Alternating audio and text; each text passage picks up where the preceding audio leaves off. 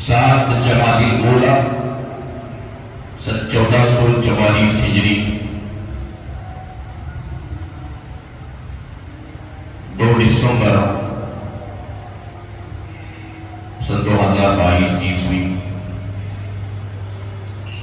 بروز جمعہ۔ معزز سامعین کرام، بزرگان محترم اور برادران عزیز، پردے کے پیچھے سے سننے والی عفت مائیں اور بہنیں، اللہ تبارک و تعالیٰ کا بے پناہ کرم ہے، شکر ہے اور اس کا احسان ہے۔ اللہ تبارک و تعالیٰ نے ہم سب کو اپنے پاکیزہ مقدس مطہر دربار میں جمعہ کی ادائیگی کے لیے اور اپنے لاڈل حبیب طٰہٰ و یاسین مزمل و مدثر رحمت للعالمین امام الانبیاء محبوب کبریا حضرت محمد رسول اللہ صلی اللہ علیہ وآلہ وسلم کی سیرت کو سننے سنانے کا موقع عطا فرمایا۔ اللہ رب العالمین ہمارے کہنے اور سننے کو جمع ہونے کو بے انتہا قبول فرمائے، دنیا میں اور آخرت میں کامیابی کا ذریعہ اور سبب بنائے۔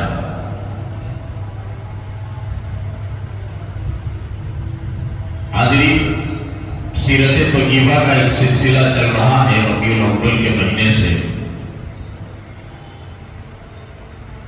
اسی سلسلے کی ایک کڑی ہے شمالی۔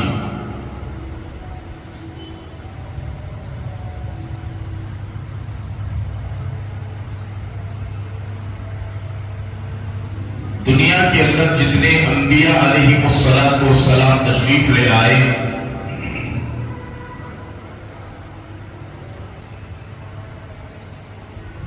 حالات آئے ان کے اوپر، مصیبتوں کا سامنا کرنا پڑا، تکلیفوں کو برداشت کرنا پڑا،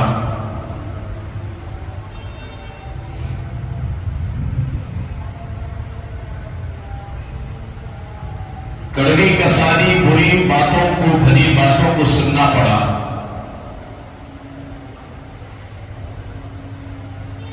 قوم ان کی دشمن ہو گئی،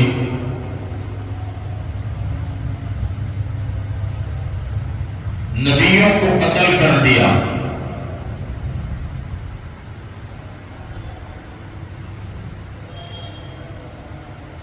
ان کو یہ پسند نہیں تھا کہ یہ اللہ رب العالمین کی عبادت کی جائے۔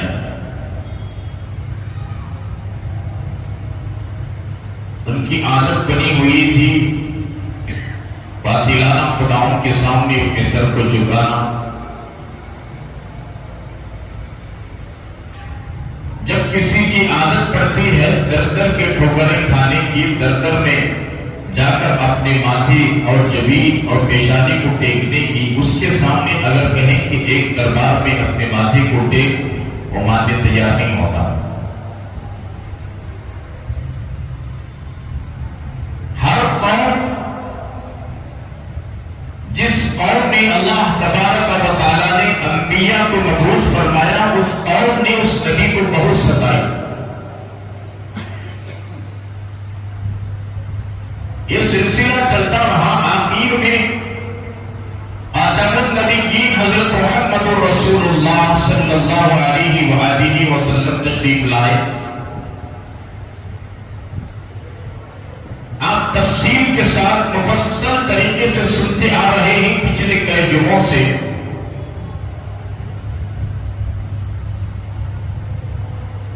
جب تک نبوت کا اعلان نہیں کیا آقا نے، لوگ امین اور صادق کہتے تھے۔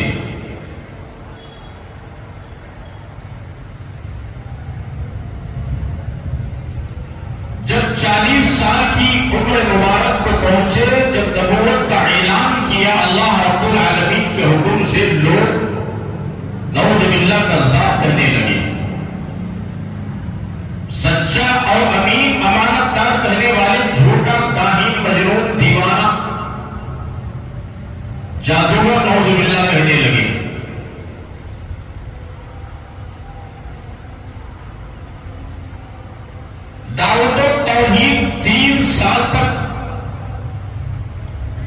چھپتے چھپاتے عمل کرتے،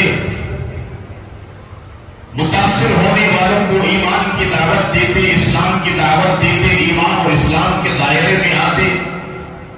3 سال تک یہ سلسلہ چلتا رہا۔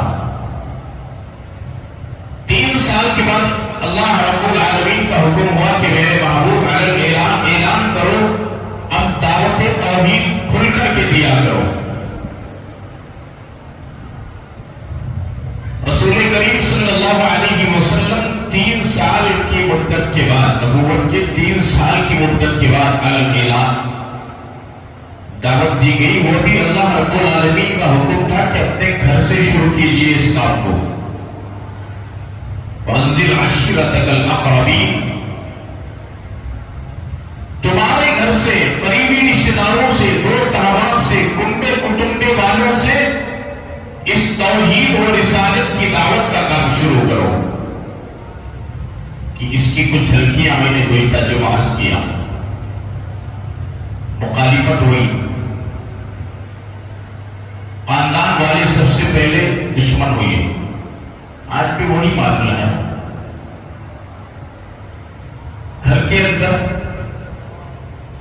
2-3 ذہن کے لوگ ہوتے ہیں، ایک ذہن کا ادھر کھینچتا ہے، ایک ذہن کا ادھر کھینچتا ہے۔ یہ کہتا ہے کہ یہ صحیح ہے، یہ کہتا ہے کہ نہیں یہ صحیح ہے۔ بوڑھی مائی کہتے ہیں کہ تیرا بھی صحیح ہے، تیرا بھی صحیح نہیں، ہم جو کہتے ہیں وہ صحیح۔ یہ ہر گھر کے اندر اختلاف ہوتا ہے۔ اللہ ماشاءاللہ بہت کم گھر ایسے ہیں جو موحد قسم کے ہوتے ہیں۔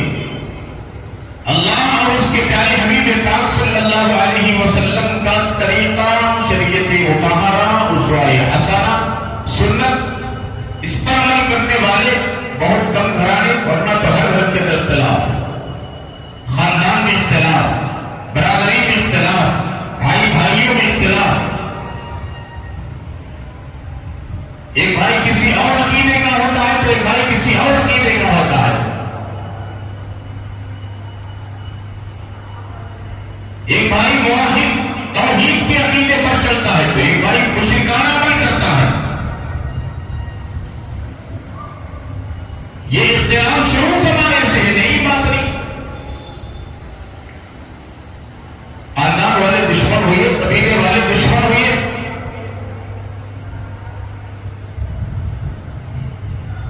اللہ کے حبیب پاک صلی اللہ علیہ وسلم چھپتے چھپاتے نماز پڑھتے۔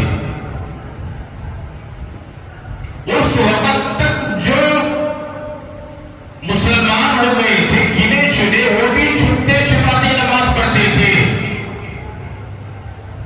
صحابہ کرام کی کم تعداد تھی جو چھپ چھپ کر کے نماز پڑھتے تھے۔ ظالموں کا اتنا ڈر خوف تھا کہ کہیں قتل نہ کر دیں۔ ابھی اعلان کرنے کا اللہ رب العالمین کی طرف سے حکم نازل نہیں ہوا تھا۔ ایک مرتبہ اللہ کے حبیب پاک صلی اللہ علیہ وسلم اعلان، جب اعلان کیا، لوگوں کو توحید و رسالت کی دعوت دی گئی، ماننے والوں نے مانا، آقا کے دعوت کو تھاما، آغوش رسالت میں، آغوش رحمت میں آ گئے، نجات پا گئے۔ بعض جو لوگ تھے خاندان کے، قبیلے والوں کے، دیگر قبیلے والوں کے دشمن بن گئے۔ ایک مرتبہ اللہ کے حبیب پاک صلی اللہ علیہ وسلم کعبۃ اللہ کے پاس جا کر نماز ادا کر رہے تھے۔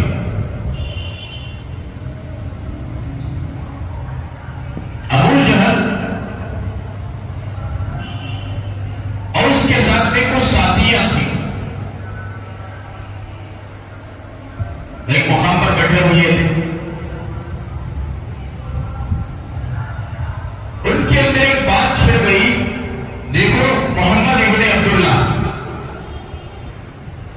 وہ تو محمد ابن عبداللہ کہتے تھے، محمد رسول اللہ کہتے تھے، اختلاف ختم، بات ختم، جھگڑا نہیں۔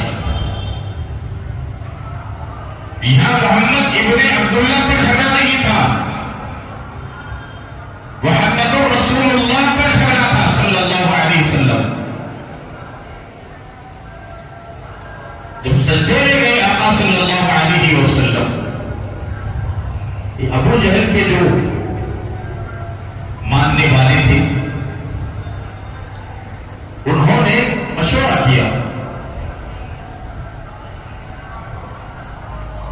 کون ہے جو فلانے قبیلے میں آج ایک اونٹنی جمع ہوئی ہے، اس کی اوجڑی کو اور اس کی بچے دانی کو لا کر کے محمد ابن عبداللہ کے کندھے پر ڈال دے، اس میں سے ملوک تیار ہو کے کام نہیں کروں گا۔ ولید ابن معین وہ فلانے قبیلے میں گیا، آقا صلی اللہ علیہ وسلم نماز میں مشغول تھے، اونٹ کی اوجڑی یا معمولی اور اس کی بچے داری وہ لے کر آئے، اور ولید ابن معین نے آگے بڑھ کر اس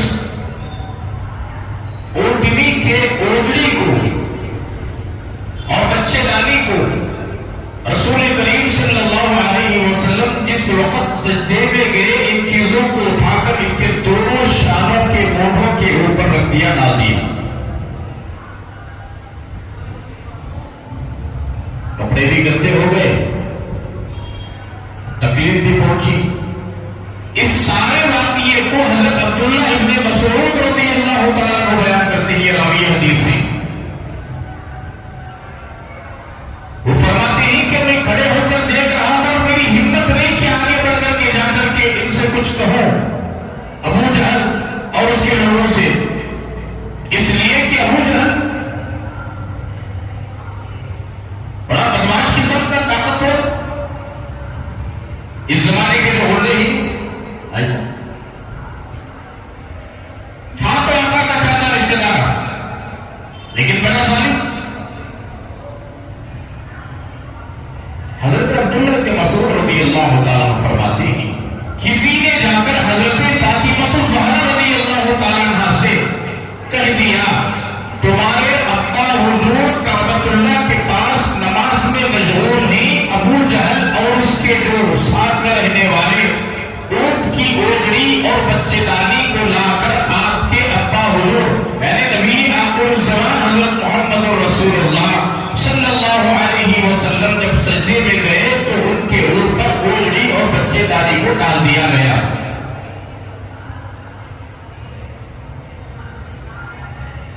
قریب حضرت فاطمہ الزہرا رضی اللہ تعالیٰ عنہ 13-14 سال کی عمر کی تھی، چھوٹی عمر کی، دوڑتی ہوئی آئی، حدیث کی کتابوں میں آتا ہے آ کر کے ان لوگوں کو برا بھلا کون بیٹی برداشت کر سکتی ہے کہ باپ کے ساتھ یہ رویہ کرے،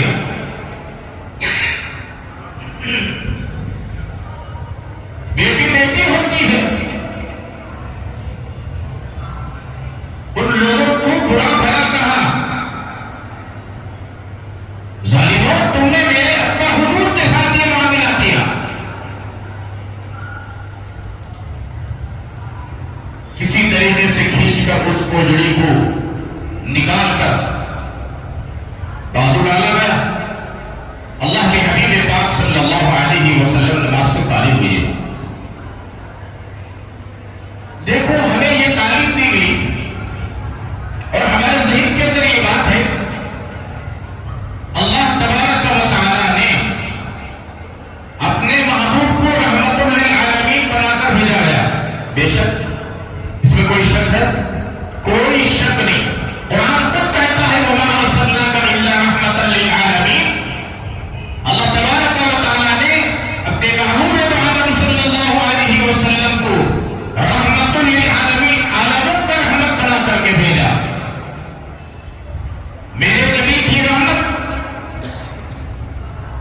ان کی رحمت سے حصہ ملائکہ کو ملا، غلمان کو ملا، میرے نبی کی رحمت سے حصہ حوروں کو ملا، میرے نبی کی رحمت کا حصہ جنت کے پتوں کو ملا، اس کے پھولوں کو ملا، اس کے پھلوں کو ملا، اس کی ایک ایک چیز کو ملا۔ میرے نبی کی رحمت کا حصہ چرندوں کو ملا، پرندوں کو ملا، درندوں کو ملا، جمادات کو ملا، نباتات کو ملا۔ میرے نبی کی نبوت، میرے نبی کی رحمت سے حصہ پہاڑوں کو ملا، سمندروں کو ملا، سمندر کے ایک ایک قطرے کو ملا، ہواؤں کو، ہواؤں کی ٹھنڈک کو ملا، فضاؤں کو ملا، چاند کی ٹھنڈک اور چاند کی چمک اور دمک کو ملا، سورج کی تپش اور گرمی اور اس کی شعاعوں کو میرے نبی صلی اللہ علیہ وسلم کی رحمت سے حصہ ملا۔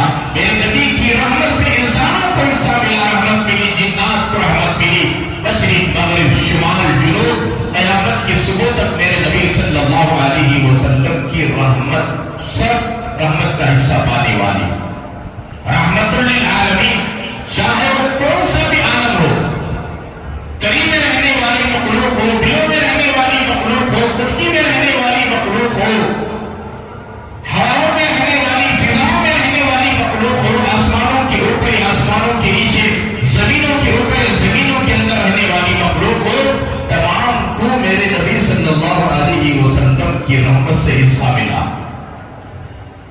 رحمت للعالمین بنا کر اللہ تبارک و تعالی نے میرے اور آپ کے آقا کائنات کے مولا جناب محمد الرسول اللہ سب کہو صلی اللہ علیہ وآلہ وسلم کو مبعوث فرمایا۔ اب یہاں دیکھیں، جب ان ظالموں نے 7 لوگوں کا ذکر کیا گیا ہے، 7 لوگوں کا ذکر، کون یہ 7 لوگ تھے جس نے نبی کریم صلی اللہ علیہ وسلم کو اوڑھنی ڈالی گئی، بچے ڈالی، اوپر ڈالی گئی، آقا کو تکلیف پہنچائی، 7 لوگوں کا ذکر کیا گیا۔ کتنے لوگوں کا؟ 7 لوگوں کا۔ حضرت فاطمہ الزہرا رضی اللہ تعالی عنہا آئی، اس اوڑھنی کو بازو نکال کر ڈالا گیا،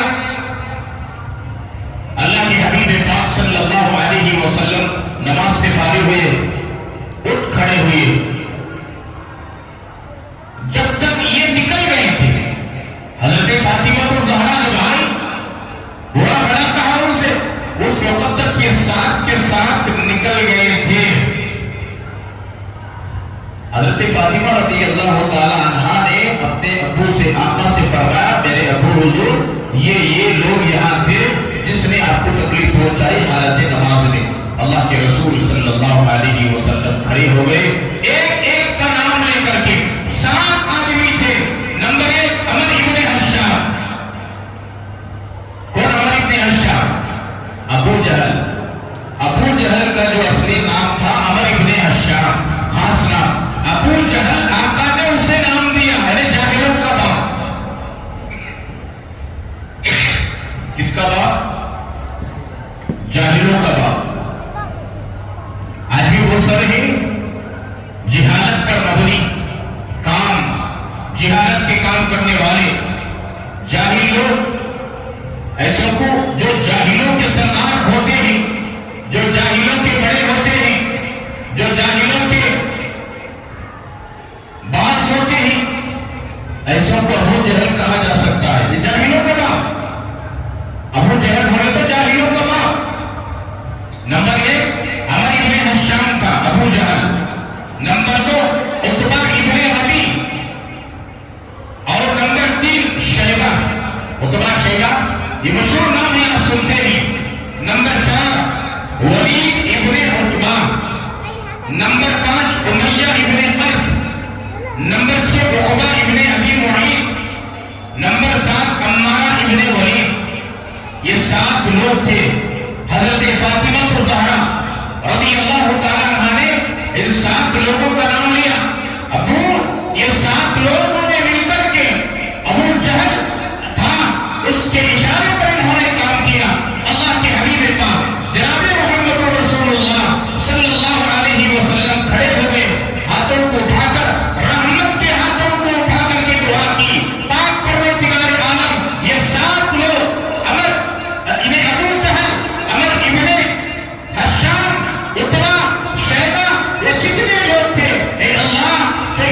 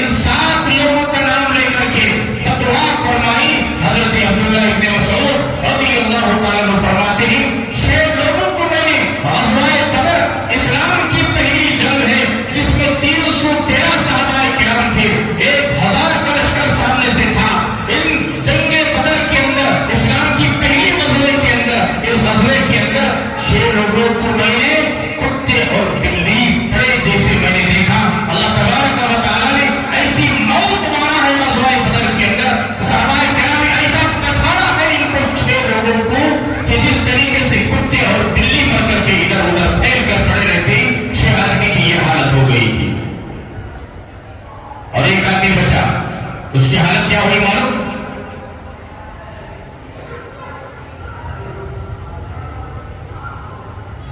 حبشہ کی ہجرت کے لیے صحابہ کرام کو حکم ہوا، یہاں رہ کر آزادی کے ساتھ اللہ کی عبادت کرنا، بندگی کرنا، نماز پڑھنا، تلاوت کرنا، دینی احکامات پر عمل کرنا دشوار ہو گیا ہے۔ آقا نے فرمایا سب سے پہلی ہجرت حبشہ کی وہاں قافلہ گیا، حضرت جعفر طیار، حضرت علی کے بھائی، آقا صلی اللہ علیہ وسلم کے چچا بھائی، حضرت علی کے سگے بھائی حضرت جعفر طیار رضی اللہ تعالیٰ عنہ کے ساتھ میں قافلہ حبشہ چلا گیا۔ حبشہ کا جو بادشاہ تھا نجاشی، شاہ حبشہ نجاشی بادشاہ، وہ عیسائی یعنی رحمت دل انسان تھا۔ ہر مذہب والے وہاں پر عمل کرنے کی، رکنے کی، عبادت کرنے کی گنجائش تھی، کوئی اختلاف نہیں تھا۔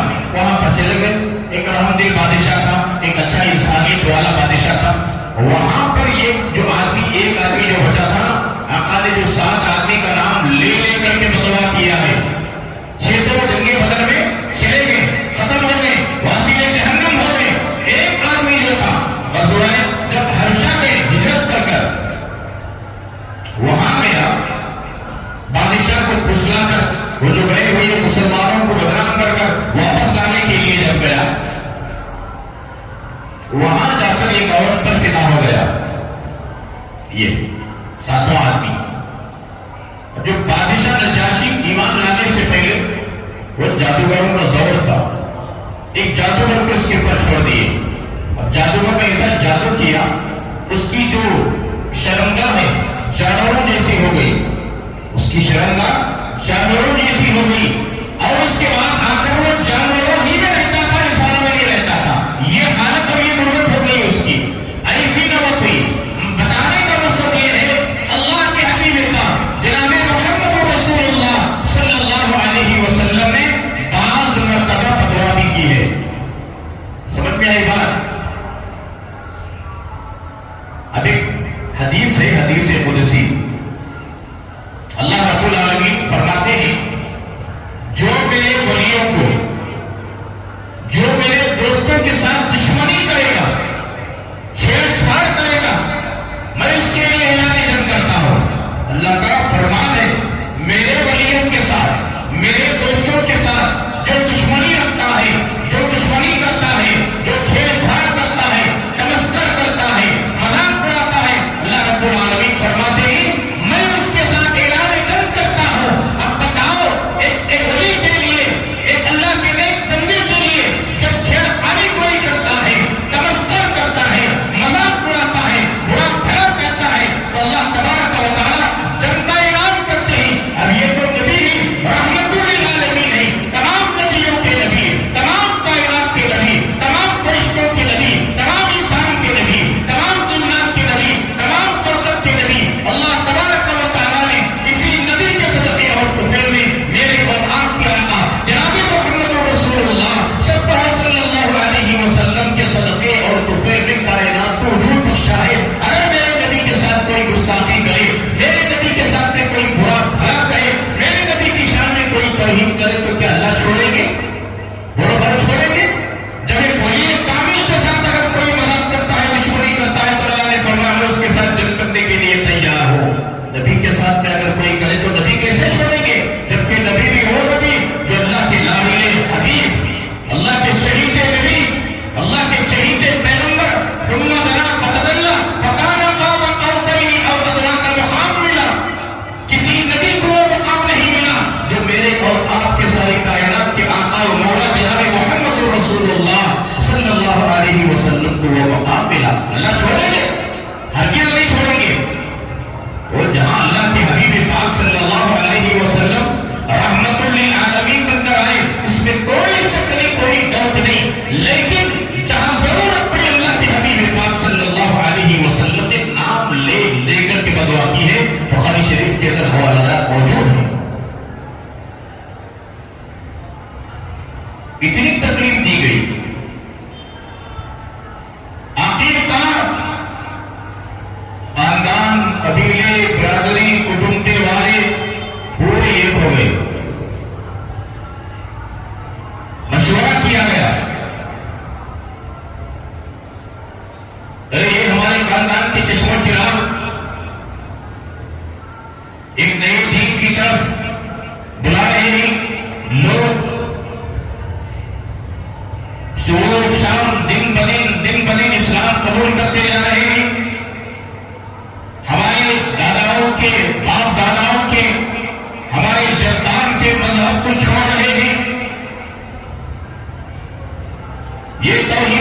نہیں ہوتی، ہمارے بتوں کو برا بھلا کہا جا رہا ہے، یہ توہین برداشت نہیں ہوتی.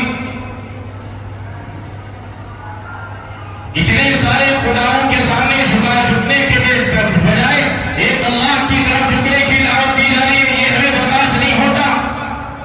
میں شروع میں کہا نا، جس کی عادت در در کے ٹھوکریں کھانے کی ہوتی ہے، یہ در کے پاس جھکنے اس کا دل نہیں مانتا. عادت ہوگی نا، وہاں بھی جھکو، وہاں بھی جھکو، وہاں بھی جھکو، وہاں بھی چومو، وہاں بھی چاٹو. ایک در کا بھکاری بند نہیں بنتا، در در کا بھکاری بننے کی اس کی عادت پڑ گئی ہے. تو اس وقت بھی ایسا ہی تھا،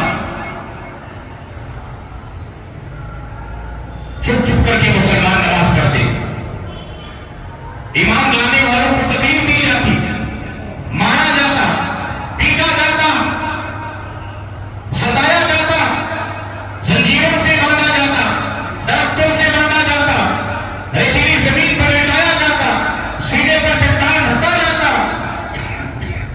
یہ ساری حالات کو برداشت کرتے صحابہ کرام.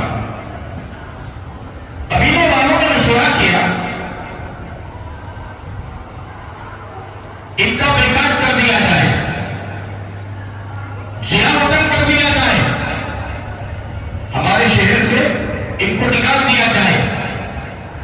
جو نیا دین قبول کیا ہے، محمد ابن عبداللہ کے پاس جو گئے ہیں، ان کے مذہب کو جنہوں نے اختیار کیا ہے، مانا ہے، ان کی جو پیروکار ہیں، ان کی جو اطاعت کر رہے ہیں، ان سب کو بیکار کر دیا جائے، جلا وطن کر دیا جائے. ان سے لین دین بھی نہیں کرنا، خرید و فروخت بھی نہیں کرنا، دکان میں کچھ دینا بھی نہیں، لینا بھی نہیں، ان کے بچے بچیوں سے شادی کرنا بھی نہیں، ان کے بچوں کو ہماری بچیاں دینا نہیں، اور ان کے بچیوں کو ہمارے گھر بہو بنا کر لانا نہیں. ایک مشورہ ہوا، بڑے بڑے جو سرداران تھے مکے کے مشرکین، جس میں ابو جہل بھی تھا، عتبہ بھی تھا، شیبہ بھی تھا، ابو لہب بھی تھا، وغیرہ وغیرہ، سب بڑے بڑے خاندان کے جو سرداران تھے، بیٹھ کر کے مشورہ کیا اور لکھ کر کے مضمون دعوت اللہ پر لٹکا دیا گیا. جو ان کی سپورٹ کرتے ہیں ان کو بھی جلا وطن کر دیں گے اور یہاں سے نکال دیں گے. ان کے ساتھ بھی یہی معاملہ ہوا. پورے کے پورے ایک ہو کر کے اللہ کے حبیب تھا جناب محمد رسول اللہ صلی اللہ علیہ وسلم، اور جو صحابہ اور صحابیہ اس وقت تک ایمان لے آئے تھے، بیکار کر دیا گیا، شہر مکہ سے نکلنا پڑا. شیخ ابی طالب ایک گھاٹی کا نام ہے، ایک جگہ کا نام ہے، وہاں پر جا کر پناہ لی گئی. پورے نکل گئے، آقا نے سب کو لے کر نکل گئے. جس اس وقت تک جو ایمان لائے تھے، صحابہ صحابیہ بچے تھے، اور ان میں سے بڑی عمر کے بھی تھے، نکل گئے. اپنے چچا بھی تھے ابو طالب، ایمان تو نہیں لائے تھے لیکن آقا کا ساتھ دیتے تھے. ایمان نہیں لائے لیکن اپنے بھتیجے کا ساتھ دیتے تھے. جب تک وہ زندہ تھے کسی کی ہمت نہیں ہوتی تھی، لیکن یہاں مجبور ہو گئے ابو طالب بھی. پورے خاندان قبیلے کے بڑے بڑے جو سرداران تھے وہ ایک ہو گئے. اب مجبور 3 سال تک شیخ ابی طالب ایک گھاٹی میں ایک جگہ پر رکے، کھانے کے لیے کھانا نہیں، بچوں کے لیے دودھ نہیں، پینے کے لیے پانی کا انتظام نہیں. پریشانی کا سامنا کرنا پڑا. درختوں کے جھاڑ کو چھیل کر کے کھانے لگے، درختوں کے کوڑے کوڑے جو کوپ پر پتے آتے ہیں پتوں کو چبا کر کھانے لگے. 3 سال تک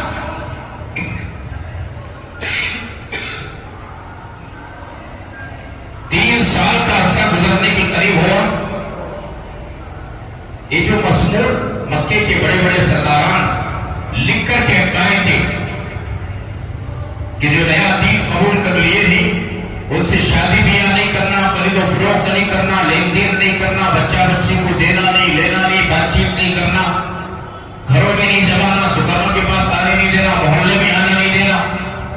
3 سال کے عرصے کے قریب دیمک نے یہ تمام مضمون کو کھا گئی. ایک ہی نام باقی تھا، بسم تعالی، یعنی کہ اللہ کا نام.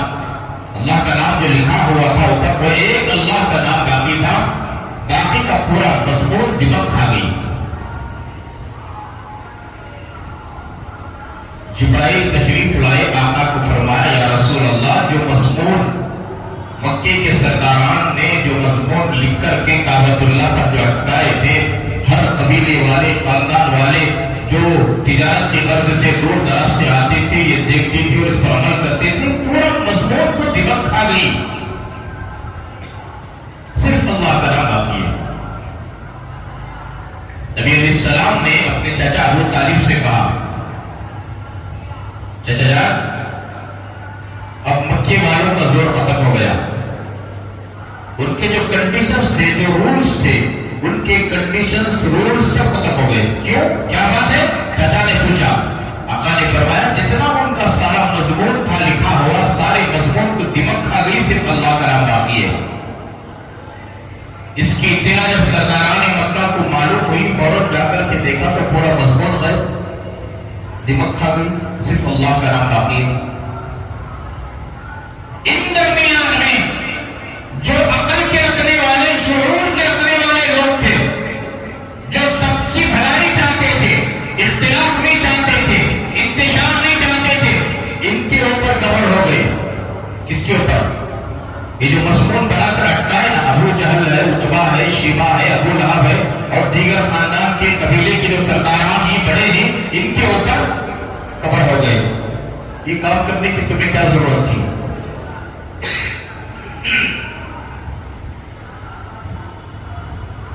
نہیں تو ہمارے خاندان کے، ہمارے قبیلے کے، ہمارے رشتے کے، اتنا بڑا قدم اٹھانے کی تمہیں ضرورت کیا تھی؟ ہمارے خاندان قبیلے والے سے ابو طالب کے اندر 3 سال سے مصیبتیں بول رہی ہیں، آپس کے اندر اختلاف پیدا ہو گیا، اتنا اختلاف پیدا ہوا، اتنا اختلاف پیدا ہوا، یہ اختلاف کا انتشار کا اثر پورے مکے میں پھیل گیا، اطراف و اکناف پھیل گیا۔ بعض خاندان کے جو بڑے تھے وہ تلواروں کو اپنے نیام سے نکال کر شیخ ابو طالب کے پاس آئے، آ کر کے ابو طالب سے کہا اور نبی کریم صلی اللہ علیہ وسلم سے کہا آپ اپنے سب تمام رشتہ داروں کو، دوست احباب کو لے کر اس گھاٹی سے نکلے، چلے شہر چلے، کون آپ کے ساتھ حملہ کرتا ہے، کون آپ کے ساتھ برا کرتا ہے اور برا کہتا ہے، ہم دیکھ لیں گے، ہماری تلواریں دیکھیں گی، ہم آپ کی سپورٹ میں ہی، آپ کی تائید میں ہی، آپ ڈرو مت، نکلے ہاتھ سے، بس ہو گیا۔ 3 سال آپ نے اتنی مصیبتوں کو برداشت کیا، ہمیں پتا نہیں چلا، بات آخر میں ہمیں پتا چلا، اب ہم آپ کی سپورٹ میں اور آپ کی حمایت میں ہی یہاں سے نکلو۔ 3 سال کے بعد اللہ کے حبیب پاک صلی اللہ علیہ وسلم نے تمام صحابہ صحابیات کو لے کر نکل کر آئے۔ مکے کی سب سے بڑی خوبصورت اور مالدار عورت آقا کی زوجائے محترمہ، ساری کائنات کی امی جان، ام المؤمنین امی جان حضرت خدیجہ الکبریٰ بھی یہ مصیبت میں پھنسی ہوئی تھی، چاہتی تو وہ فوراً اپنے گھر چلے جاتی، مالدار تھی، مکے کی بڑی، لیکن نہیں، آقا کی مصیبتوں میں خود کو برداشت کیا۔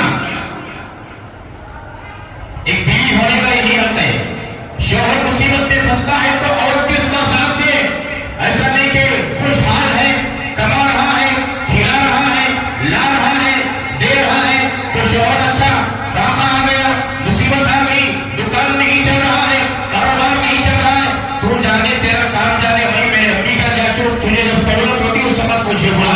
آج کی عورت کی حالت تھی ہے کہ نہیں؟ بات صحیح، پیسے دینا تو بچوں، لاکھوں دینا بچوں، بھوکے پیاسے برداشت کرنا کا تو نہیں، بھائی رکھتی نہیں۔ یہ تعلیم اسلام نہیں دی، اسلام کے اندر یہ تعلیمات نہیں میری بہن۔ امی جان خدیجہ الکبریٰ سے زیادہ کوئی مالدار ہے نہیں، مصیبتوں کو برداشت کیا آقا کے ساتھ میں رہ کر کے،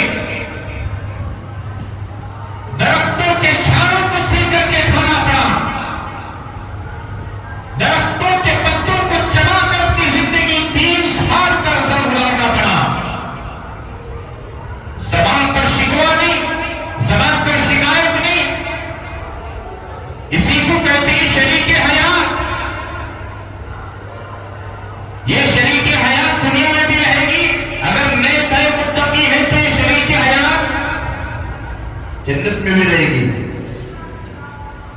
بعض لوگ تو ڈرتے ہیں اللہ توبہ توبہ توبہ یار دنیا کے اندر زندگی حرام کرنا بھی بھاگے کو نکو نکو توبہ توبہ. ایسا نہیں ہونا. شریک حیات جب تک حیات ہے ساتھ میں رہے گی, شریک رہے گی. حیات دنیا میں بھی تو ساتھ, حیات آخرت میں بھی تو ساتھ, حیات جنت میں بھی تو ساتھ. یہاں سے لے کر جنت تک بھی حیات ہی حیات. تو حیات کے ساتھ میں شریک حیات. بیوی کو شریک حیات کہا گیا. جب تک اس کی زندگی باقی ہے, حیات باقی ہے, بیوی رہے گی.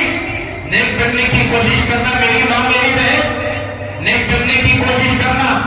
امی جان خدیجہ کبریٰ رضی اللہ تعالیٰ عنہا نے کیوں برداشت کیا؟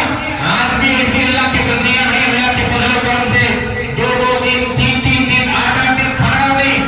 شوہر کا کاروبار بند ہو کر کے مہینے ہو گئے, ہفتے ہو گئے, گھر کے اندر فاقہ گزر رہا ہے, لیکن اپنے ماں باپ کے گھر تک گھر کی بات پہنچنے نہیں دی. ایسی بھی بندیاں موجود ہوئی. اللہ ایسی بندیوں کو جزائے خیر عطا فرمائے. اپنی شوہر کی لاش اپنے سینے میں دفن کر لیتی ہے, اپنی شوہر کی لاش اپنی لاش سمجھتی ہے, اپنی شوہر کی عزت اپنی عزت سمجھتی ہے, اپنی شوہر کی بے عزتی اپنی بے عزتی سمجھتی ہے. وہاں کی شوہر کی بے عزتی عورت کی بے عزتی. شوہر شرمندہ ہوتا ہے تو شوہر اکیلے شرمندہ نہیں ہوتا, اس کی بیوی بھی شرمندہ ہوتی ہے, اس کی اولاد بھی شرمندہ ہوتی ہے. شوہر کی عزت بیوی کی عزت, شوہر کی شان بیوی کی شان, شوہر کا مقام بیوی کا مقام. یہ بیوی اپنے آپ کو سمجھ لے, میرا شوہر اچھا ہے, کھلا رہا ہے, پلا رہا ہے, پہنا رہا ہے, اچھا ہے. حالات انسان کے ساتھ ایک جیسے نہیں رہتے میرے بھائیوں, میری دینی بہنوں, حالات ایک جیسے نہیں رہتے. کاروبار کبھی چلتا کبھی نہیں چلتا. آج 3 ٹائم کھائے, کل وقت آئے گا 2 ٹائم کھانا پڑے گا, ایک وقت آئے گا 1 ٹائم کھانا پڑے گا. ایسا بھی وقت آئے گا پانی پر گزارا کرنا پڑے گا, پانی پر گزارا کرنا پڑے گا.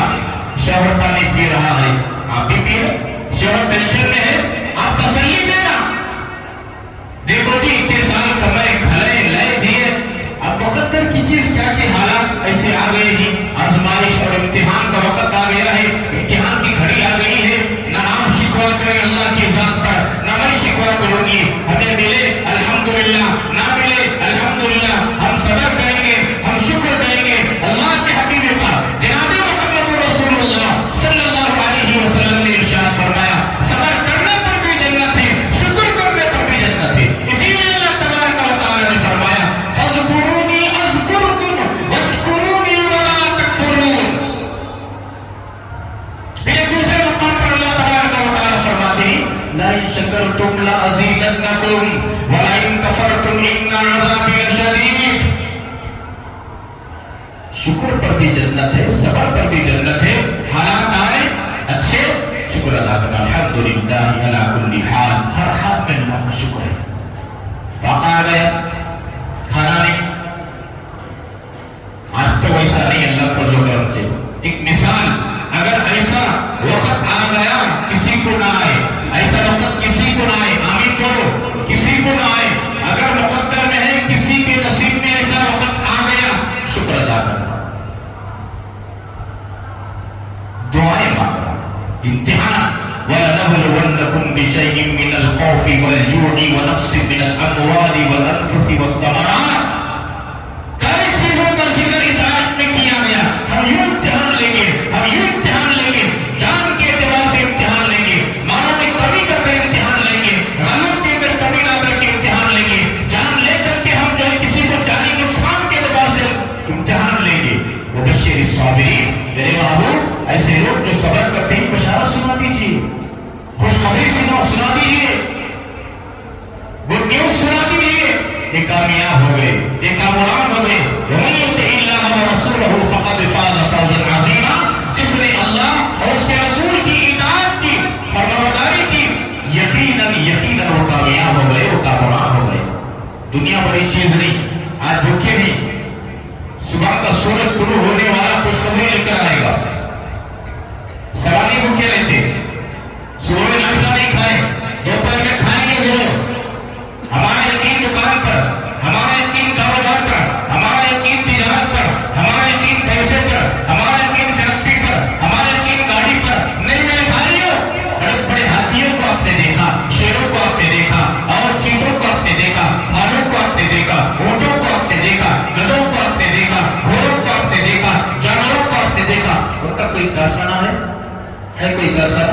کوئی فیکٹری ہے، دکان ہے، پیسہ ہے، دولت، پھر کس کے بندوں پہ برت پڑ رہے ہیں؟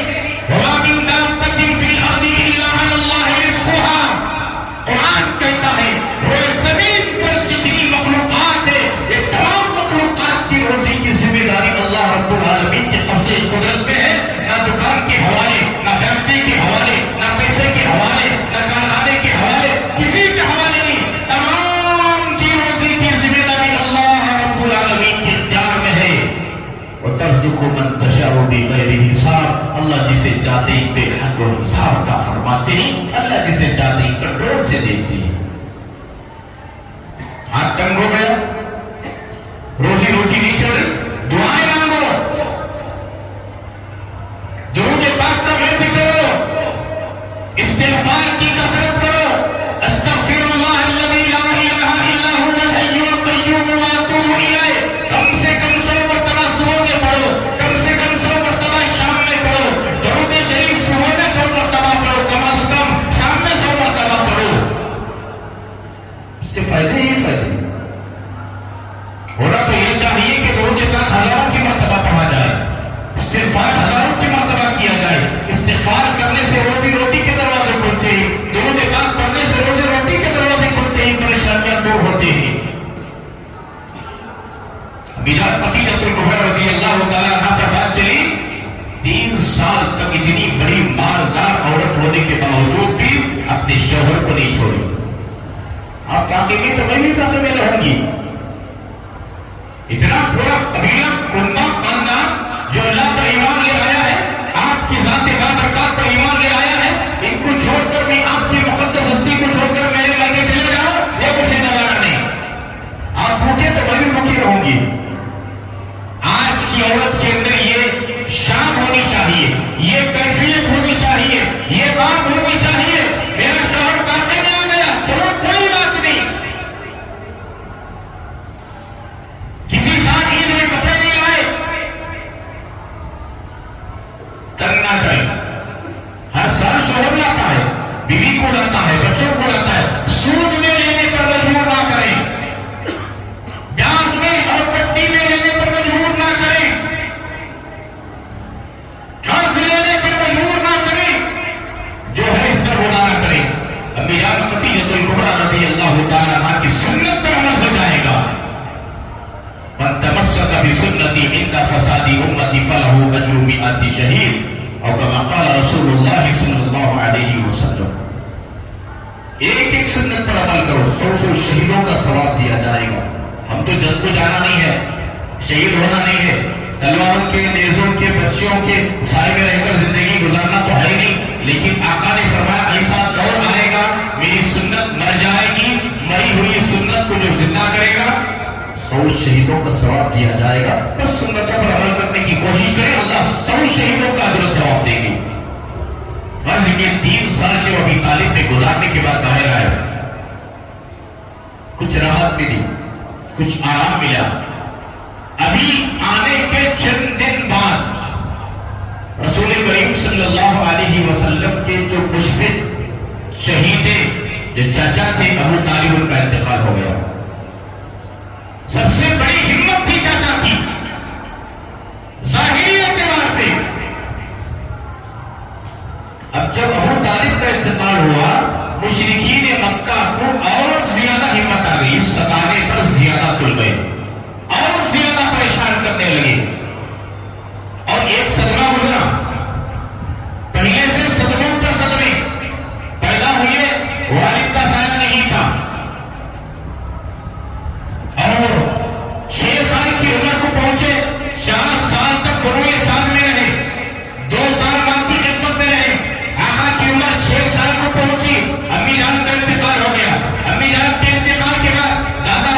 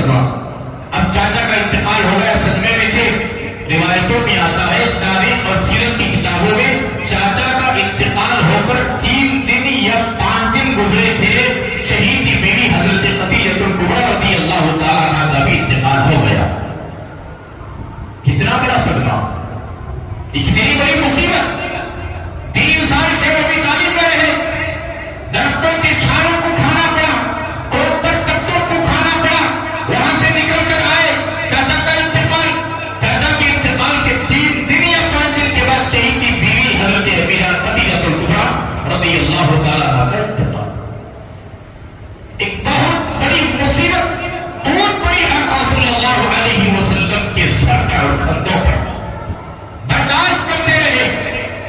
اب حالات یہاں تک آ گئے، مکے والے زبردست ستانے کے لیے تیار ہو گئے. تشدد پر تشدد، ظلم پر ظلم، پریشانیوں پر پریشانیاں.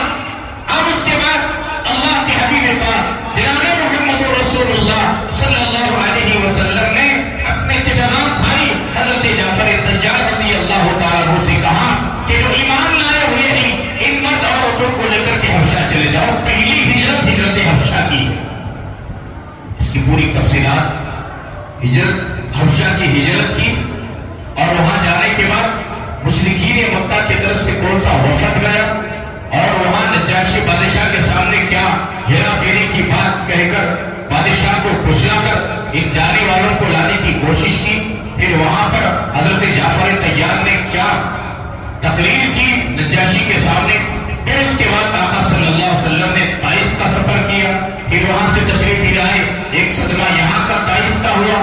پھر اس کے بعد اللہ کے حبیب پاک صلی اللہ علیہ وسلم نے صحابہ کو مدینہ المنورہ ہجرت کرنے کا حکم دیا. ہجرت کہتے کسے نہیں، ہجرت کی کتنی قسمیں ہیں. اور اس کے بعد اللہ رب العالمین کا جو حکم ہوا آقا صلی اللہ علیہ وسلم کو، آپ ہجرت کر کر یثرب چلے جائیں. یثرب کیا ہے، یثرب نام کیا ہے، اس کے بعد مدینہ کب پڑا، اس کی پوری تفصیلات انشاءاللہ الرحمن آئندہ جمعہ کرنے کی کوشش کروں گا. ایک تسلسل چلے آ رہا ہے، آپ جلدی آنے کی کوشش کریں. اللہ رب العالمین مجھے اور آپ کو رسول کریم صلی اللہ علیہ وسلم کے سنتوں پر، سیرت طیبہ پر، شریعت مطہرہ پر، اسوہ حسنہ پر زندگی گزارنے کی توفیق عطا فرمائے. آمین. وآخر دعوانا ان الحمد للہ رب العالمین.